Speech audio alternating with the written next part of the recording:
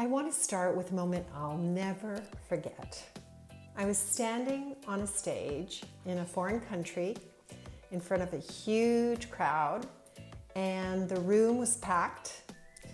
The lights were very bright, and the audience, every single person, I think, was Spanish speaking or bilingual. And I was very nervous, not because I didn't know what I wanted to say. I had prepared before, but because I had to decide how I wanted to say it, or I had to decide before how I wanted to say it. And so I began the speech in English, and people listened very politely. They were respectful, but I felt the distance, the normal distance of a respectful audience, and that invisible wall was, it's an invisible wall that sometimes appears when you're not fully connecting, or you're partially connecting, but there's no reaction. And then about halfway through, I had made a choice, and I switched to Spanish. And the reaction was instant. The crowd erupted, applause, cheers, smiles everywhere. By the end, they were on their feet, and I had a standing ovation. Everybody in the audience was standing and clapping and cheering. And at that moment, I didn't just feel proud. I felt seen, I felt connected, I felt respected. I felt like we respected each other, and they were showing me their appreciation. And that stayed with me, not because of the applause. It was that feeling that the language, our language, their language, my language, had opened a door that English alone couldn't. Even as a child, I always understood the power of language, the strength of different cultures, the beauty of not all sounding the same. I grew up in Toronto, Ontario, Canada, and I was surrounded by diversity all my childhood. I had friends from everywhere, all corners of the world. I used to go to Polish classes and Ukrainian dancing classes, and then I would eat Jamaican food or Japanese food or Chinese food. And I think that's what I love the most about growing up in Toronto.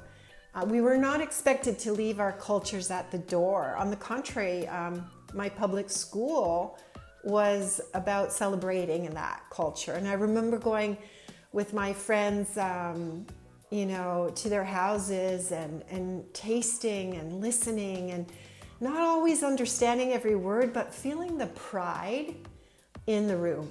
I felt the pride of their families. I felt the pride of their cultures. And I understood how important it was for them to keep their language alive. And it was the same thing with my friends, because my abuela would come from Mexico, and my friends loved coming over to my house, and they loved our Mexican furniture, and they loved my abuela's sopa de fideo, and they loved hearing Spanish spoken in the house.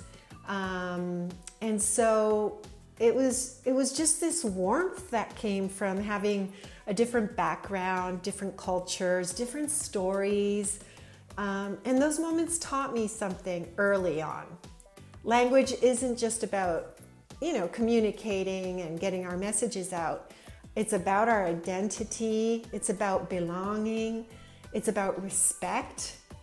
And it's about the color and the variety, the diversity. So somewhere along the way, many people are made to feel if their English isn't fluent, they are somehow less than. They are somehow less intelligent, less capable, less worthy. And that couldn't be farther from the truth. Feeling respected when your English isn't fluent is not a luxury. It's a basic human need and right. Because fluency is not a measure of intelligence, it does not measure work ethic, and it does not measure the value of a person or the person's ideas. We know, of course, people who speak one or two or more languages. We know the smartest, most resilient, most creative people speak English as a second language, or a third language, or a fourth language. and they think in multiple languages. They navigate multiple worlds, multiple realities, multiple cultures. They carry histories, traditions, and knowledge that monolingual speakers may never experience. Imagine how much courage it takes to speak when you're afraid of being judged for your accent or for your lack of certain vocabulary. Imagine how vulnerable it feels to be searching for the right word while someone is impatiently waiting for you to finish. Imagine knowing exactly what you want to say, but worrying you won't be taken maybe seriously because of how you say it. Respect in those moments looks like patience. It looks like listening, really listening.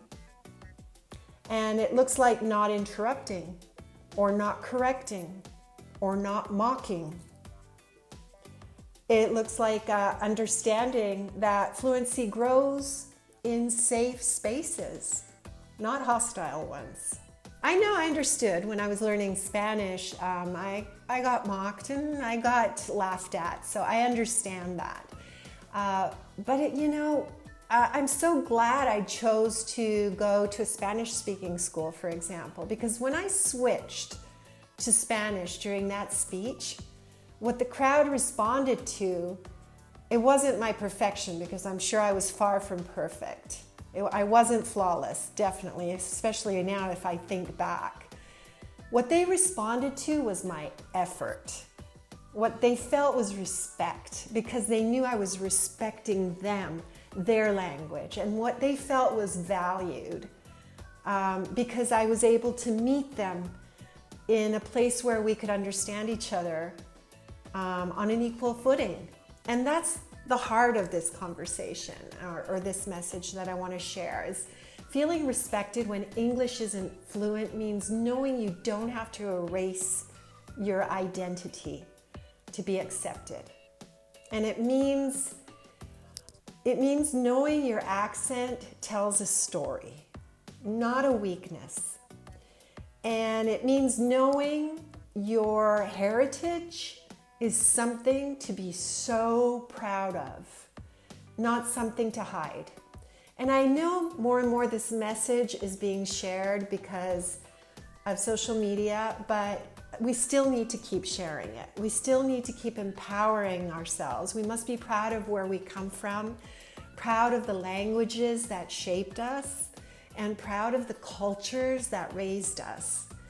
And we must create a world where respect isn't conditional on perfect grammar or flawless pronunciation. Because when people feel respected, they speak up, they contribute, and they lead, they shine. And when we honor language and culture, we don't lose anything. When we honor someone else's language and culture, we gain everything. So next time, if you're feeling that tightness, that tension from not knowing the language, not getting the right word, not getting the right pronunciation, or if you see someone getting impatient or trying to correct you, remember, this is a process, and if they're having a problem with it, it's their problem, not yours. And you're in a process and you're doing amazing. It's a step-by-step process. And build that muscle of remembering just who you are, where you come from, what stories you have, and how you are progressing in your English, okay? That's all for today. Thanks so much for listening. Let me know what you think. And don't forget to read and be kind. Bye for now.